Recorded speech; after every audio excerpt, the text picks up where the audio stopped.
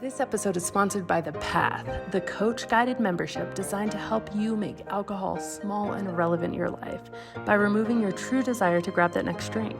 Our science-based, compassion-led program allows you not only to shift your behavior and your relationship around alcohol, but more importantly, uncover and reprogram your subconscious conditioning and neural connections that have been keeping you stuck for years.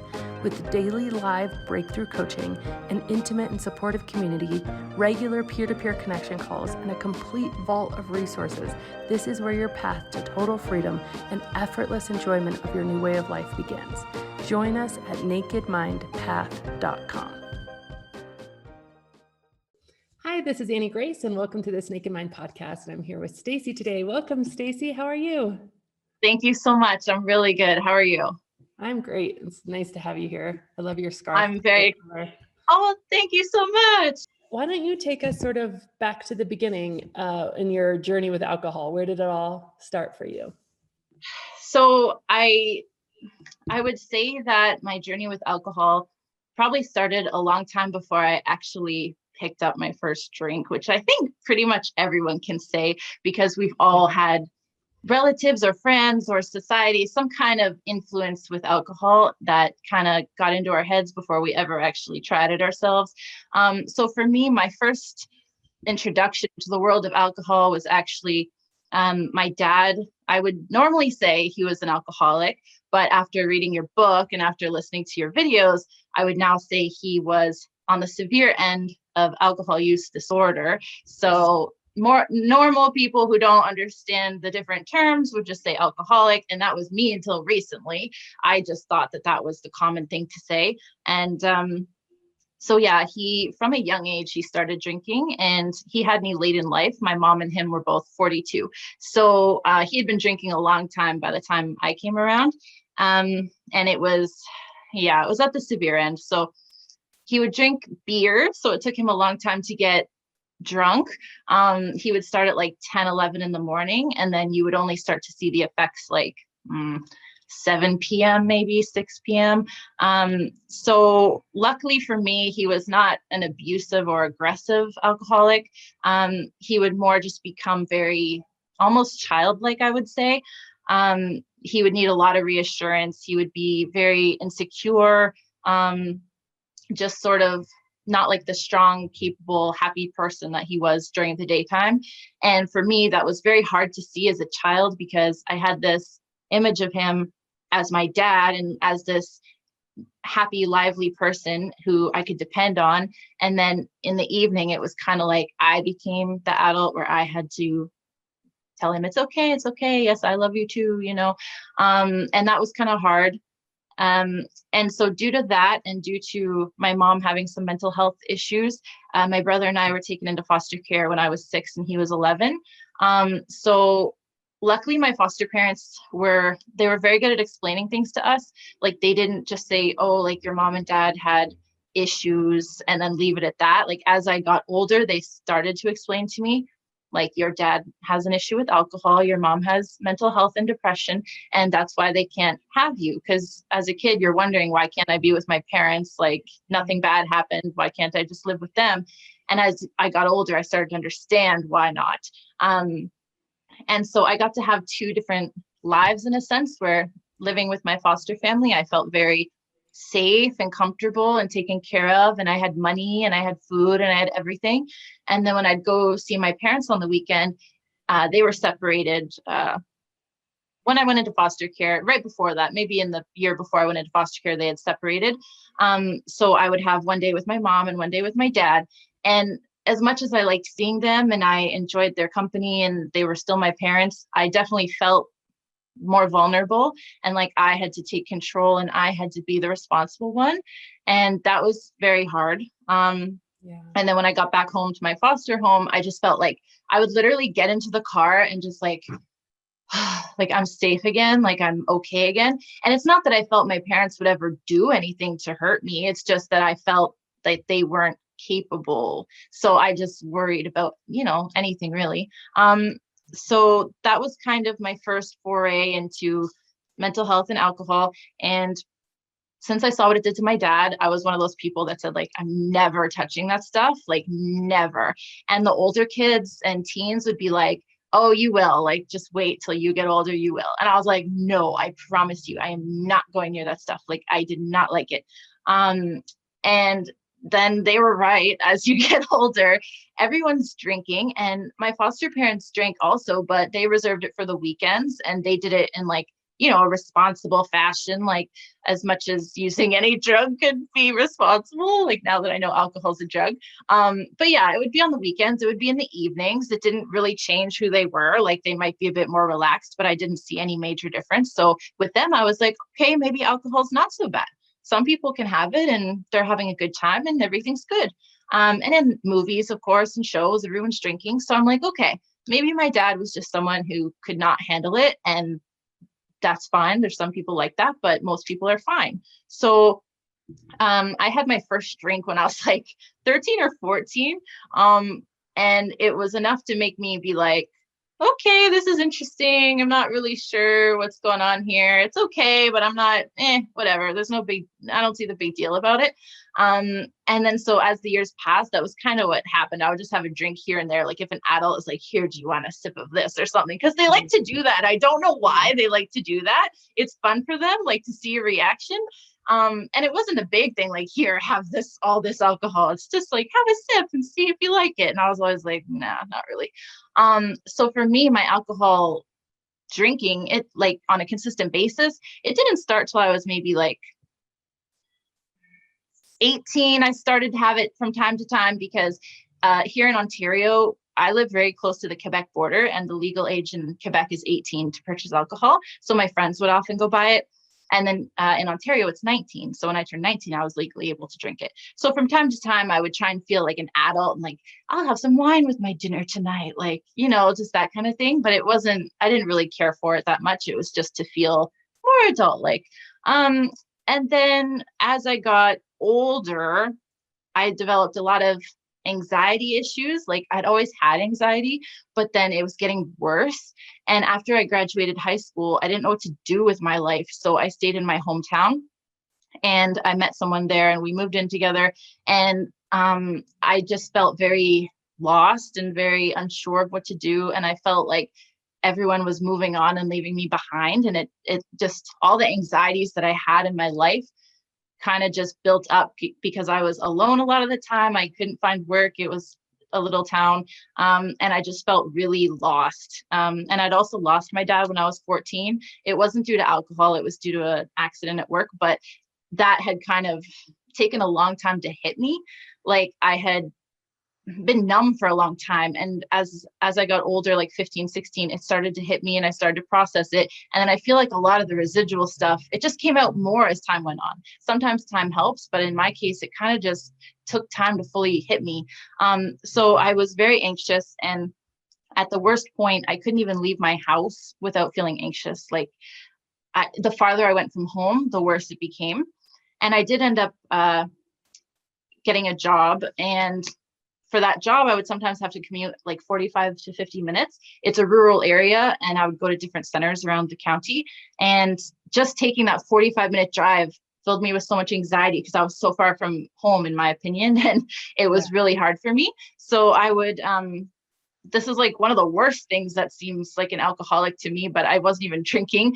I would take, the only wine I had in the house was cooking wine. And I would literally fill like an aluminum water bottle with cooking wine and bring it with me. Because I just had this rationalization that if I get anxious and I start to have a panic attack or something, I could just drink this and it's like, it'll calm me down. And even though it didn't make sense, I knew that, like, a part of my brain accepted it. So I was like, okay, that's my security blanket now. So I would just take that with me anytime. And I felt really weird doing that because, like, I knew, like, there's a red flag in my head. I shouldn't be doing this, but it's the only thing I could do. So once more time passed, I started taking therapy. I did some online therapy and just talked to somebody about my anxiety, and they gave me some helpful tips. And then I started taking yoga classes, and I actually had this really big breakthrough at a yoga class where I was laying on the floor and we were doing our breathing, and that always triggered me to have a panic attack, always, because focusing on my breathing just set me off, and it's always been that way.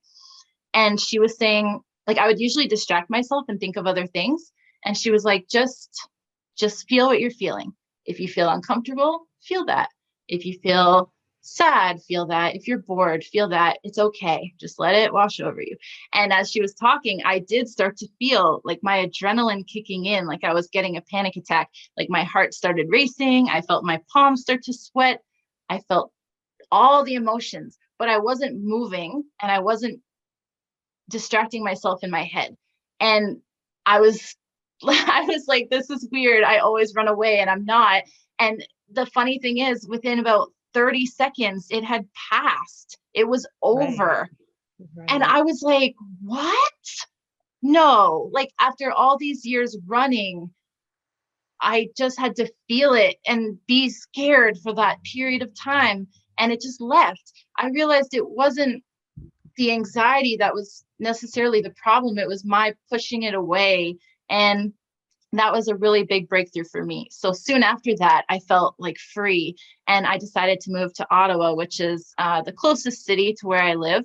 And I wanted to, because I'd wanted to leave for a long time, but due to my anxiety, I couldn't do it. So as soon as that was over, I was like, yes, okay, I'm out of here. So I moved to Ottawa.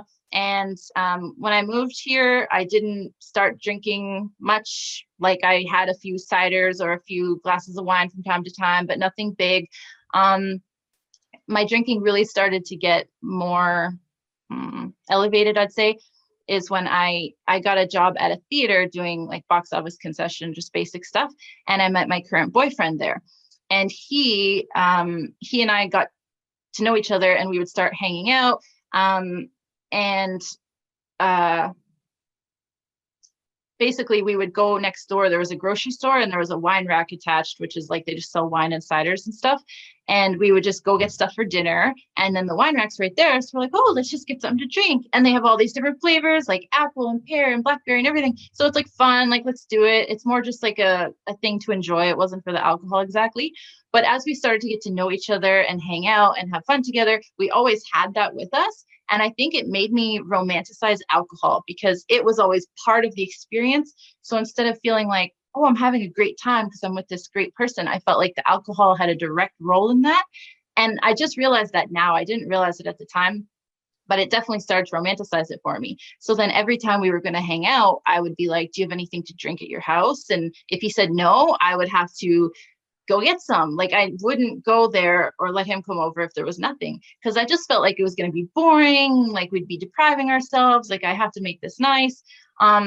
And after working a long day, I would get off the bus, go into the LCBO, which is like our government alcohol store, and I'd get wine, and then I'd have to wait for the next bus, which could be another like 20 minutes, and then get on to go see him. The whole thing could take like an extra hour out of my night.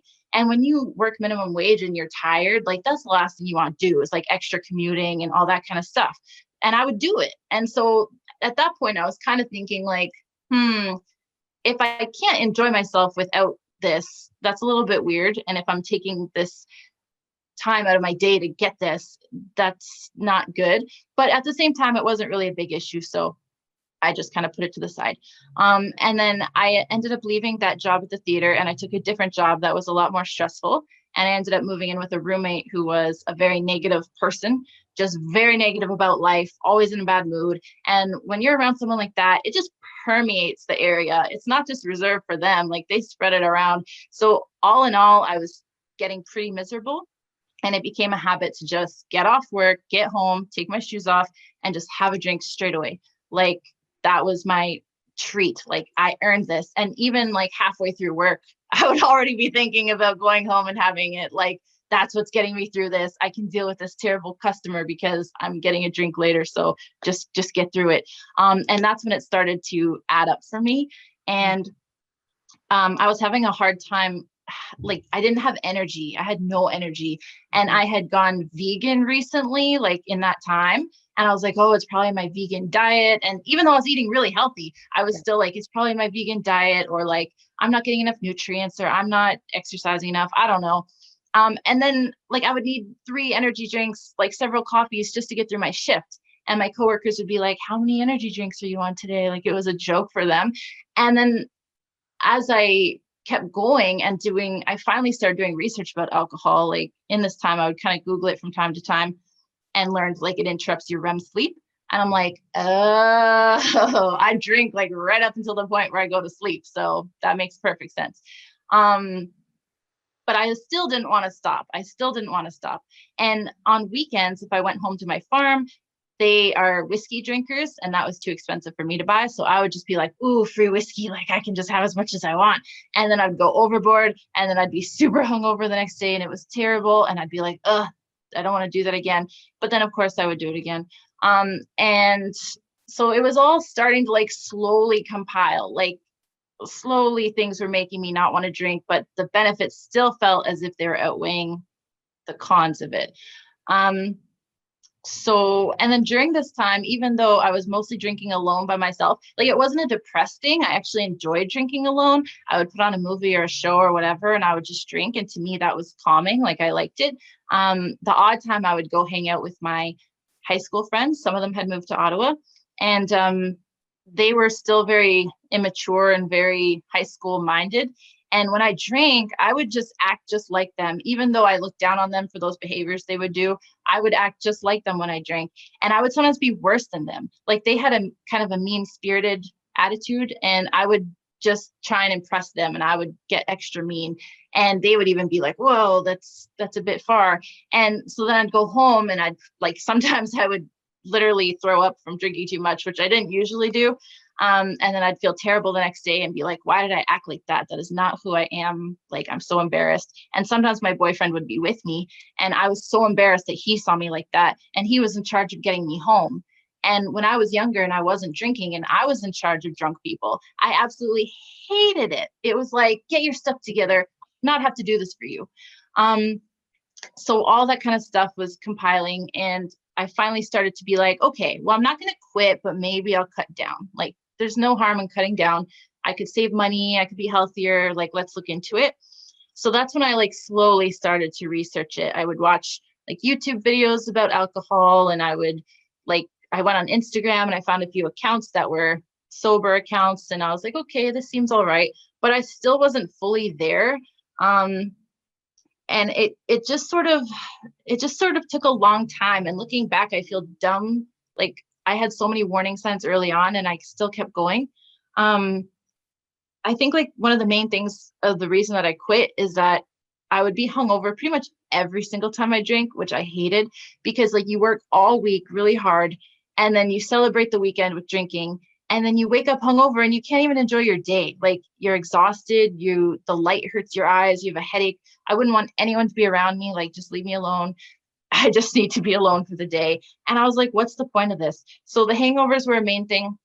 But then also when I was drinking, I would feel like pretty much like the lowest of the low. Like the buzz and euphoria would be great. Like I'd enjoy that. But then after that wore off, I was just left with my thoughts in like a depressive state. And I would be like, I'm wasting my life. I'm not living up to my potential. Like so many other people are out accomplishing their goals and doing what they want to do. And here I am just drinking and wasting my time. And I just felt useless. But then it became a cycle because I was useless and because I was so upset at myself for wasting my time. I would drink more as punishment. Like, you deserve this. You deserve this low feeling. Like, you're nothing. Just make it worse for yourself. Like, why don't you? And that became such a toxic cycle. And the next day I would wake up and I would look in the mirror and like, you feel like you don't even know yourself. You just see like a hollow version of you. Like my eyes would be dim, my skin would be pale. I would just look like a shell. And that really hurt me because I've been known my whole life for being like a lively, happy person most of the time. And just waking up, seeing myself like feeling like there was nothing there, nothing valuable, it made me feel awful. So then I was like, okay, I can either continue living my whole life this way, or I can start to maybe change it. So it was near the end of 2018. Yes, 2018, where I was really, really wanting to change. I would actually write myself journal entries while I was drunk sometimes as like a plea to my sober self. Like looking back, reading those now, it's so weird for me. But I literally have one just titled Stacey ... Please stop. Like it's as if I was two different people. You'd think if you have the thought that you want to quit, you'll just quit. But it's like there's two different people going on. The daytime you is like, I'm quitting, I'm a new person, my new life, yeah. And then as soon as evening comes, you're like, I'm bored. It's not really going to be a problem if I just drink a little bit. And then you get right back down to where you were, and the cycle just continues. So I would write to myself in detail as much as I could to try and convince myself to quit. Like right now, I have a headache. My stomach hurts. I feel miserable. I'm very unhappy. I'm listening to this sober person talk and I want to be just like them. And I feel bad that I'm doing this to myself. And then I would read it. And every time I did that and every time I read it in my sober mind, like one more thing would click for me. Like it took a long time. It was just like breadcrumbs to lead me to a better life. It wasn't as if I could just jump into it. I had to slowly get myself there. And then when I started reading This Naked Mind, that really helped because it was like all the things I was telling myself before, all the breadcrumbs I was leaving, it's like they weren't fully getting through. Like because of all the conditioning of society, like alcohol's a good thing, alcohol's a benefit, alcohol's fun, everyone drinks and has a good time, advertising, all that kind of stuff. You almost don't believe yourself when you say it's not a good thing. Like, well, I just overdid it. It's not alcohol's fault that I overdid it.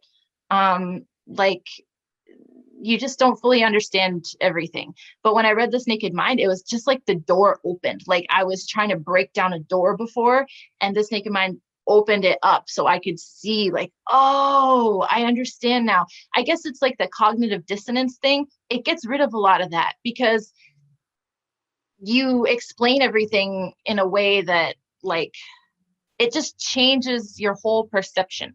So all the sober stuff I was reading before, I could kind of understand it, but not fully. After I read This Naked Mind, I could really absorb it because that door was down and it was free for all the information to come through it. So I tried to read it slowly because I knew that's the best way to digest it. But I was like, what is this stuff? I want to get this in my brain right now. Because every time I read something, it was like light bulb, light bulb, light bulb. And it just felt so good. And I started highlighting it and I was like, I'm highlighting the whole book. There's no point. Like, I'll just reread it. So that was a huge, huge help. And I actually picked it up on New Year's Eve of 2018. Like I was about to go to a party and I did not want to drink. And I'm like, I Googled like drinking books or how to quit drinking books. And that was like the top one with a ton of good reviews. So I'm like, okay, I'm picking this one. And I read as much as I could. And then I went to the party and I actually did last like an hour and a half without drinking, but I didn't know anybody there, just my boyfriend. That's it. And I was so uncomfortable and it was New Year's Eve and I was freshly trying to do this. So I gave in and I drank. But then in the new year, when I was more like getting into it, that's when I finished the book. And I was telling my boyfriend all the time, did you know this about alcohol? Did you know that about alcohol? And he was kind of getting annoyed, like, okay, like, cool. Like he didn't want me to try and change his idea of it. And I wasn't trying to, but I was just so excited. So I was sober for a week after I read the book, like 1 week. And after that week, I felt good, but I was like, I was still digesting everything in the book. Like a lot of it did resonate and a lot of it probably was still not quite there yet. So I was still fighting. It's like I was fighting 25, 26 years of conditioning. Yeah. And then this book can't just immediately switch it. At least for me, it didn't, but it just made it so that the change was possible now. That's how I felt. Like it didn't immediately change everything, but it got me in the right direction. So I was sober for like a week and then I drank again. And then I was sober for 2 weeks. And after every one of these, I felt like, oh, I can control it now. Like clearly, because I hadn't had even one sober day in years, not even one, unless I was like sick with the flu. I did not have even one sober day. And so to go a week was like amazing. To go 2 weeks, that was amazing. Okay, I have it under control. But then I would just go back to the way I was, being unhappy. And I'm like, well, why am I going back to the way I was? This is stupid. So I would just kind of slowly work my way up. The first time that I got to be a month sober was actually January 2020. So I read your book like January 2019, and I didn't have a full sober month till January 2020. Now I had a ton more sober days than before. I went from not being sober even one day to being sober like most of the week, and then 1 or 2 days drinking. So it did help a lot, but it just took time to fully get to the point where I could be done with it. And my goal was to have 2020 be completely without drinking. And unfortunately, I didn't reach that goal. I drank like 3 times in February and like once in March, like, I don't know, like 7 times total. And June 27th, 2020, that was the last time I drank. So this month will actually be a year. June 28th of this month will be a year. And to me, I'm like, what? Like when I first reached my 30 days, that felt like a year to me. That might as well have been a year. I was like, if I could go a month, I could go anytime. Like that was always a so long time in my mind. Like, how could anyone go a month? Like I would try dry January and dry October and all those different sober October. And I would never do it. Like I would try to, and I could never do it. So when I finally did, it was like, whoa, this is real now. Like I know I can do it because I just did a month. So now I'm there pretty much. And then for the rest of the time, it was just like, I'd either feel super anxious or super bored and I'd decide to drink. And I'd be like, that was a stupid choice. And I'd get back on the horse. So then by June, I just felt like I'm done. Like I'm done. I didn't have the thought of, this is for sure my last drink ever, but I just felt like I didn't want it anymore, and it stuck. And I don't know if this is a thing with lots of people, but I was obsessed with like my sober date. Like I was like, oh, I think it was just an excuse to drink. Like the first of the month sounds better, so I'm just going to drink now and I'll start on the first of the month. Or like Monday is better. Like you just put it off as much as you can. And then the day I ended up being sober for good, it's just a random date. I did not choose June 28th. I just stopped that day. So it was just kind of funny. It was just a weird way for me to put off what I was trying to do, I guess. But the other thing that really pushed me, like This Naked Mind did and all the other sober stuff I was reading, but in a weird way, the other thing that pushed me was the coronavirus pandemic, because I was just flat out scared for my health. And I knew that alcohol was not a helpful thing to drink if you were trying to be healthy and have a good immune system. And you actually came out with a video around that time, like March 2020 or April maybe. And it was like alcohol in your immune system. And I watched it and I was like, yeah, okay. I'm not drinking anymore, because it was like I was already pretty much there. And that just sort of gave me the extra push of like, I'm done. It's not worth risking my health. It's not worth, going through this. And I also knew that due to the lockdowns and the stay-at-home orders, if I go back to drinking now, like I'm done. I'm back to square one, because I had no work. I got put off my work, and time means nothing. Everybody's home. Nothing's open. So I knew like I could drink in the morning. I could drink in the afternoon. I could drink anytime and it wouldn't matter. And if I drink every time I'm anxious, like I'll always be drinking. So I just knew like, this is make or break right now. If I go back to my old ways, I'm going to be worse than I ever was. And if I decide to change, then like now's the time. So I did it. And that's about it. Like I would just say that for anyone who's struggling out there, the main thing is just do not give up. Just don't. Like even in my lowest moment, I had hope that one day I could do this. One day I could. And I couldn't even visualize it. I couldn't even believe it, but I had hope that I could. And that's the only thing that sustained me. Like if I gave up, then I'm done. Like I'm truly done. So just give it one more try. Like I watched another podcast. I think her name was Lauren, and she said she had like 35 day ones. I don't even know how many day ones I had. I probably had like hundreds. Like, I don't know. I had a million of them. And eventually one of them stuck and was my last day one. So just do not give up no matter what happens. You will get there. It's not always going to be easy, but the only time you're done for is if you stop trying. So every day is a new chance. Every hour is a new chance. Don't wait till the next day. Don't wait. If you just drink now, you can stop in the next hour. You don't have to keep going. So that was everything, I think. And that's mostly my story. It's such a great story. And I really appreciate it, because sharing that it was like, okay, read it, and then it was a week, and then it was a lot of day ones for a year. And just the encouragement and the importance of that patient message. In my story, I had so many tries before I had this like big moment of like, why am I mean, it really went from the question I was asking was, what's wrong with me? Am I an alcoholic? Beating myself up, to being like, okay, why is this happening? And saying, okay, I'm going to let myself off the hook. I'm just going to take as long as it takes and find out why.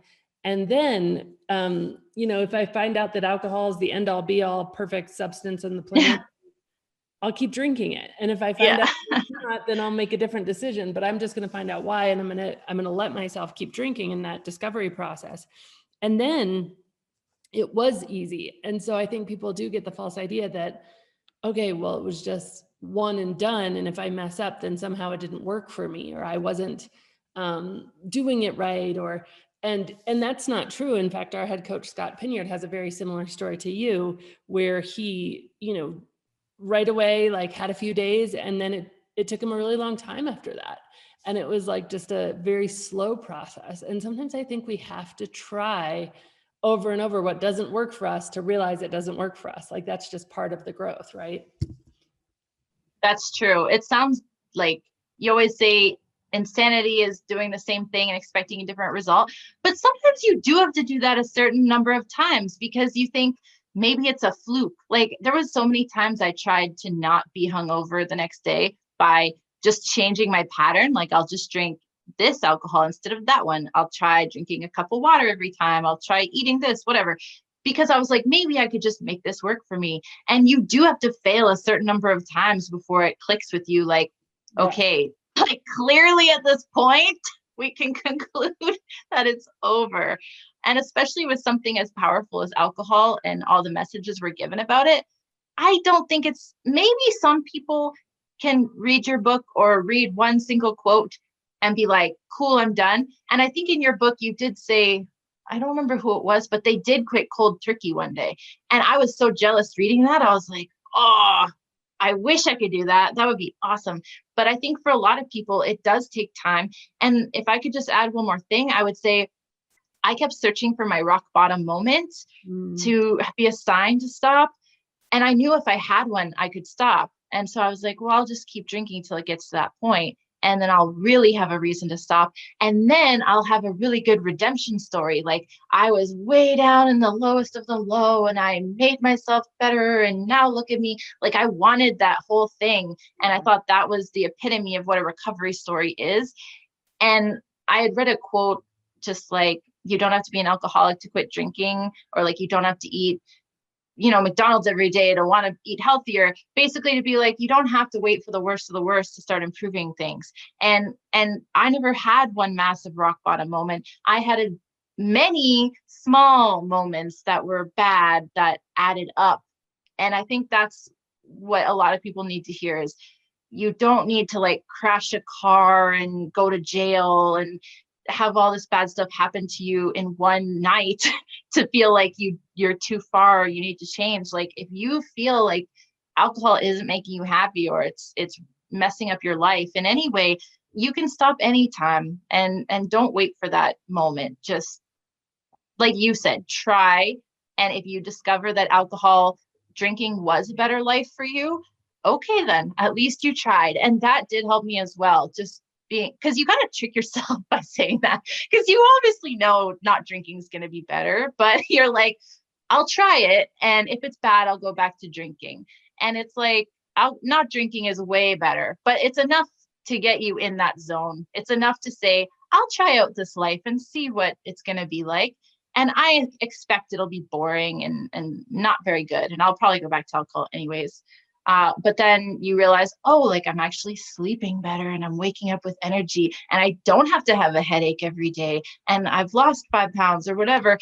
And even though I did lose some weight after quitting drinking, it took a long time. So that's another thing I would say. If you quit drinking for a month and all of a sudden you're not running a 10-kilometer marathon, like you're probably not going to do that. I would see so many stories of people with these great like healthy lifestyles and they're living the dream. And I'd be like, after a month, I'm like, hey, I'm ready. Like, where's my brand new job with all this money? And where's my new health? And where's my new weight loss? And where's my new happy lifestyle? And it's like, it takes time. Quitting drinking doesn't create the life for you. It just allows you the opportunity to create the life you want. So those are the last things I wanted to say. I think that's so true. And I've always felt so much gratitude that I didn't have to get to a rock bottom. And so that was a mindset shift. Instead of like, okay, I'm looking for a sign, I'm waiting for a sign. And I think that I was talking about this recently with somebody else about just a decision about like whether to, leave one job for another job that he was much more passionate about. And he's like, I'm just waiting to be pushed, like maybe the company won't need me, or maybe they'll go bankrupt, or maybe this will happen. And I just want to be pushed. And I was like, well, not everything is a push. There's a lot of things that are a pull. And so a rock bottom is like a push, like I'm going to push you off the cliff and, like, this is it. Like you're done. Yes. But you could also just get gently pulled, in a different direction. And so I think that's,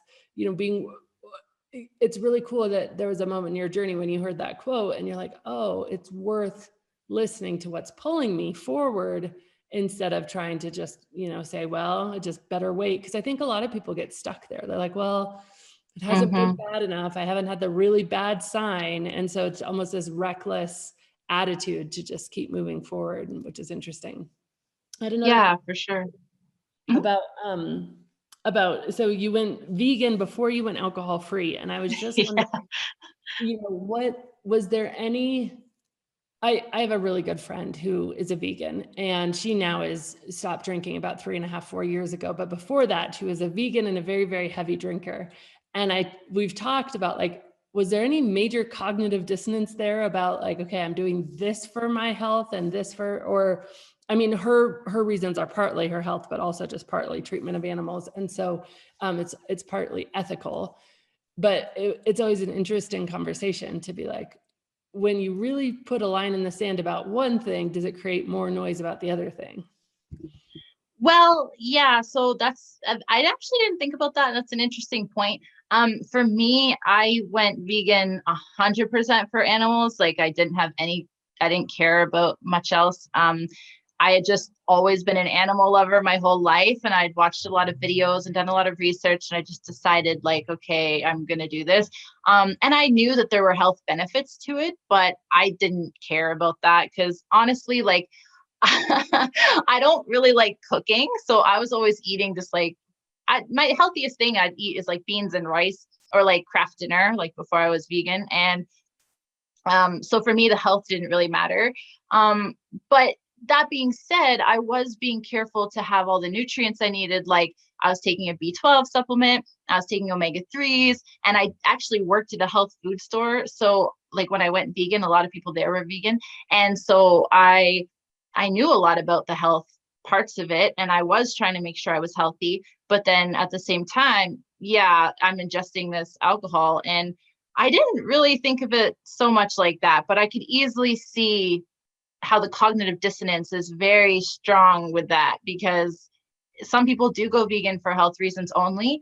And if they are drinking heavily at the time, like your friend, it is hilarious because it's like, you're not like, you trust me, quitting drinking is going to be better like than going vegan if you're only doing it for health. So that is really funny, but for me, it wasn't an issue. So okay, I was really curious about that. And yeah. then the last thing I wanted to really circle back to was just how cool it was that you had that opportunity with somebody guiding you to just be like, sit in your emotions, sit in this you've been running away from. My son has been, having a few like just panic attacks, and I don't know if they're really could be classified as panic attacks because I'm not in his body, but it's definitely where he feels like he just is scared. He feels like it's as if he's going to just fall off a cliff, laying in his bed or something. Yeah. And so what we do is we just like go into that feeling. Like we're like, okay, like where is it in your body? Like put your focus on it, put your attention on it. For me, my anxiety has manifested in feeling like a fire in my gut, or like a really intense sort of acidic feeling. And I didn't even know that at first. I just felt wildly uncomfortable, like I just wanted to run away. And I had a time when I was in Honduras. I was probably like 21. We were up in the mountains. We were putting like water filtration systems into these little villages. And we were sitting in a home of a family there, and they were feeding us, and they had this jar of peppers in the middle of the table. And so all of us, people who were there putting this water filter, and we'd just go and take turns. And one night it was like your roulette night. And so they were just egging us on, the locals, and we're like, okay, you pick a pepper, and whatever one it is, you're going to eat it. Right. And so then it was my night, and it was just the funniest thing because these were the hottest peppers any of us had ever experienced. And it was my night, and I ate the pepper. And my reaction to that much burning in my mouth was to get up and run down the street. Like I left the house, left the table, and ran down the street. And it's so funny because our instinct is to run, right? Like we just want to run. Yeah. And so I think about that when I'm thinking about, but interestingly, with feelings that are in our bodies that are not necessarily caused by, like, obviously a hot pepper is causing a physical feeling. And these are physical as well. What my son will notice is if he goes into the feeling, it will take a few minutes or maybe a few seconds, but it will loosen. And I've heard it said, and I really like this quote, like a feeling fully felt changes. So if you stop trying to push it away and you allow yourself to feel it, it like loosens, and you're like, oh, that's what I was so scared of. Oh, interesting. Oh, I can handle that, which is really fascinating. Yeah, no, it's always a comfort to hear other people's stories with anxiety because it's such an isolating feeling, and you feel crazy when you're going through it because you're having this panic attack. Like you said, your son will just be in bed and he can have a panic attack from that. And so you feel crazy, like there's no bear chasing me, there's no hot pepper, it's just me feeling this way for nothing. And I think that's where a lot of the panic comes from, is like, at least if there's a bear, you have a reason you're running. At least if there's someone trying to hurt you, you have a reason to fight. Like that's why you have your adrenaline. But if it's just you sitting there alone, you have nothing to do with that energy. That's why you want to run away. So yeah, lying there and just absorbing it, it was a very surreal feeling after running for so long. And I do have to say, it's not something I feel you can get too complacent with, at least for me personally, because for a long time, that one experience carried me through and I didn't feel as anxious after that. But then as my anxiety started to come back, because life just is going to bring up those feelings, it's just a natural feeling to have, I would sometimes go back to my old habits of running away from it, because as time passes, you forget how you felt at the time. Like you don't want to, I don't know, you just sort of fall back. It's like what you said in your book about your old neural pathways lighting up. It takes time to establish a new one. So don't get too complacent. Try and get yourself back to that place. And I feel like I need to work on that even now, because I was using alcohol for a long time to quell my anxiety without realizing it was making it so much worse. Like a day after drinking, my anxiety was so much worse than before. It did not help. So now it's been almost a year, but I still have that desire at times, if I'm going through a hard time or whatever, to just run from it or cover it up with something. And it's very important to not give into that, because you give it so much more power when you do that. When you just face what it is, it's less scary. And I think Mr. Rogers had a quote about that. Like, I can't remember exactly what it was, but it's basically like, feelings are mentionable and manageable. And I think that's huge. If you can mention it, you can manage it. If you don't talk about it, it's like for any Harry Potter fans, if they don't say Voldemort's name, they're way more scared of him. As soon as you say it, you take away his power. And I think that's the same with anxiety. If we can just come forth and say, hey, sometimes I have anxiety, sometimes it's hard for me to deal with. The first time I started being open with that, it just felt like a weight off my shoulder. Like I wasn't isolated anymore. And once you say it, yeah, it loses about half its power, I would say. It's still scary, but sometimes even when I was talking about it with people, just talking about it would make me anxious. So I would start to get the feelings coming back of my anxiety. And I would almost have a panic attack while talking, but because I didn't allow it to panic me, it wasn't a panic attack. It was just a feeling. I would feel anxious and I would feel on edge while I was explaining everything to them. And by the end of me explaining it, the feelings were gone because I didn't give it and say, hang on, talking about this is panicking me. I just let it, I just kept going and it just went away. Like, oh, you're not interested. Oh, okay. And then it just keeps going. And it's like with happiness, you're not going to feel happiness forever. We wish we could.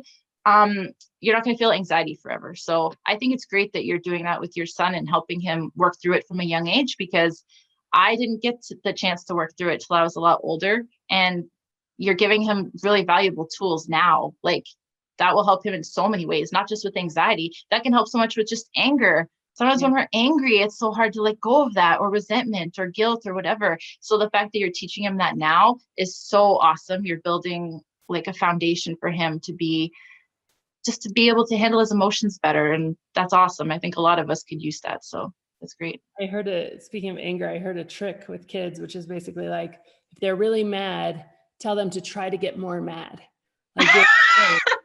Like, oh, so mad. Okay, feel more mad. Can you feel more mad? And like, it's really hard, and it often just breaks the pattern. So anyway, it's just that's so interesting. Yeah. I'm gonna look that up or like try and imagine that, because I've never heard that before, and that's really funny. You can try it on yourself when you're mad next time. I don't know if it would work as well with adults. Like make yourself more mad. That's so funny. Because you have to get in touch with what it really is, and you're like, oh, there's not really much there. Like, anyway. Yeah, that's true. That's true. Yeah, I like that. So let me ask you the question that I ask at the end of these, which is, if you were going to go back in time to Stacey, who was, without a day, without drinking, even unless she had the flu or something, and what would you tell her about what life is like now, sort of on the other side? I would say life is not perfect, and it never will be. But if you stop drinking and become the person you can be, you will be a lot happier. You will be a lot more capable, and you will be your more authentic self that you always knew was in there. And I would say that when I wake up now and I feel normal, like normal feels great now, because I got so used to waking up hungover and feeling horrible that the first day you wake up after you're not hungover anymore, you're like, oh, whoa, I feel amazing. And over time, it just becomes normal. But that's a perfect example of how your life changes. Alcohol makes you feel like that's all you're focused on, and your bad feelings are all you're focused on. And so you don't have any room left. You don't have any emotions left and time to think of how you'd like to create your life and make it better. Once you stop drinking, like I said before, it doesn't make your life automatically amazing just because you quit drinking. Like you feel a lot better, you have more time, but now it's up to you to use that to make your life better. So I would just tell the Stacey from those years ago, like, the most valuable thing that you will get from going on this journey and quitting alcohol is you'll get yourself back. Like you won't feel useless or pointless or not worth anything. You will feel like you have value, you have something to give, your life matters, and what you say and do, those actions are yours. They're not up to alcohol. It's not alcohol that made you do it. It's you. So when you make a mistake, you can own it and learn from it. When you do something good, you actually feel like you did that thing and you feel the accomplishment from it. So even though it's hard, just don't give up, look ahead, and know that life is a lot better on the other side. And you have the power within you to change everything. No one else can do it for you. It has to be you, but that power is within your control, and life doesn't have to be the way it is when you're drinking. It can be light, it can be happiness, it can be opportunity, it can be excitement, it can be so much more. So just open the door, walk through it, and then live the life that you always knew you could. It's not going to be perfect, but it will be yours. And that's what matters. So that's what I would say. I love that so much. Thank you so much. Well, this has been really Thank you. I really appreciate your time. It's been so fun. Thank you so much, Annie. As soon as I saw your face pop up, I was like, because I've watched so much of your stuff, and your book helped me so much. And when I was reading your book and I got to the end and it said, like, once you implement this and you change your life with alcohol, be sure to send us your story because we'd love to see it. And I remember reading that part, and I've always loved writing and I've always loved sharing things. And I thought, like, I really hope I can do that one day. I really hope I can send her my story. Like, I'm so far away from that right now, but that's my goal. Like, it gave me a goal. I want to be able to tell people what I went through and how I got through it. Now I just have to do it. And so now it just feels amazing to have made it. It's like, wow, you can achieve something that you want. You don't have to settle for like, you can, if you put your mind to it, you can do it. And sometimes it's hard to believe that in the moment, but if you just keep moving forward, eventually it'll happen. So thank you so much. I really appreciate your time, and I really appreciate getting to do this with you. And just thank you for everything that you do. It means the world. And I hope you feel good that you've helped so many people. Like, if I help just one person from watching this, that will be enough. And people say that a lot, but it's true. It's like, that's all we're here for, really, is to give and help others and to make the world better if we can. And you've helped so many, and you've changed so many lives. So I hope you just feel like all the love we all have for you. Thank you. I'm talking for everyone, but I can just say, if they read your book and it changed their life, like, they have love for you for sure. So, Well, I really appreciate that. Thank you, Stacey. Hi, it's Annie Grace. I wanted to interrupt this podcast, I guess the end of this podcast, to say that if you're totally serious about actually and truly and forevermore transforming your relationship with alcohol, really leaving it behind in the rearview mirror for once and forever, and changing your psychology about it, we have a program called The Path that I've created specifically for you. Now, it's not for you if you're still dabbling or trying to figure out where you want to be, or maybe even if you still want to moderate. All those things are fine. That's great. But if you're beyond that and you're like, no, I just want to be done with this. I'm ready to invest some time, and I'm ready to just make this happen. I want the answer. I want the easy way out. Then I want you to check out nakedmindpath.com and join us in the path, where you receive coach-guided and community support so that you can truly make this lasting change that you want in your life. And as always, rate, review, and subscribe to this podcast, as it truly helps the message reach somebody who might need to hear it today.